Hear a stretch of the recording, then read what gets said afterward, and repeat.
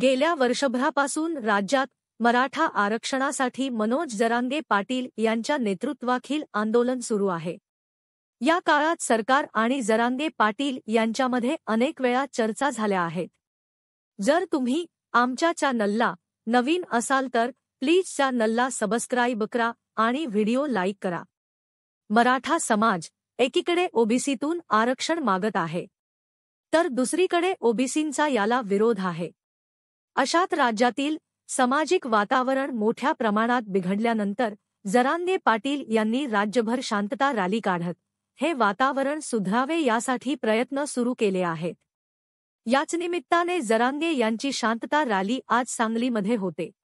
दरम्यान सांगलीतील शांतता रॅलीत जरांगे पाटील यांनी स्पष्ट केले की सगळे सोयरेच्या अंमलबजावणीसाठी ते 29 ऑगस्ट रोजी मुंबईला जाणार आहेत। यावेळी बोलताना जरांगे म्हणाले, महिलांना आता लक्षात आले आहे की माझं लेकरू शिकले आहे, पण त्याला उच्च शिक्षण घेता येत नाही, नोकरी मिळत नाही, मग तुम्ही पक्षाच्या मागे का पळता? आता त्यांना समजावून सांगावे लागेल की तुम्ही निष्ठावान राहा, पण पक्षाच्या नाही तर मुलांशी आणि जातीशी निष्ठावान राहा।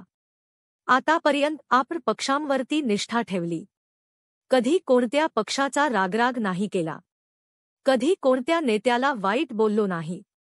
त्यांनी सांगायचे अन आपण मतदान करायचे, यामुळे अनेक पिढ्या वाया गेल्या, आज एकही आपल्या बाजून नाही। मनोज जरांगे पाटील यांनी त्यांच्या अंतर्वालीतील आंदोलनात मराठा समाजावर केलेल्या लाठीमारानंतर सत्ताधाऱ्यांविरोधात आक्रमक भूमिका स्वीकारली आहे। त्यात गृहमंत्री देवेंद्र फडणवीस यांच्या जवळच्या लोकांनी जरांगे यांच्यावर टीका केल्याने राज्यातील राजकीय वातावरण तापले आहे। लोकसभा निवडणुकीत मराठा आरक्षणामुळे मराठवाड्यासह राज्यात भाजप आणि महायुतीला मोठा फटका बसला होता। त्यामुळे महायुतीने विधानसभेसाठी सावध पाऊले टाकायला सुरुवात केली आहे।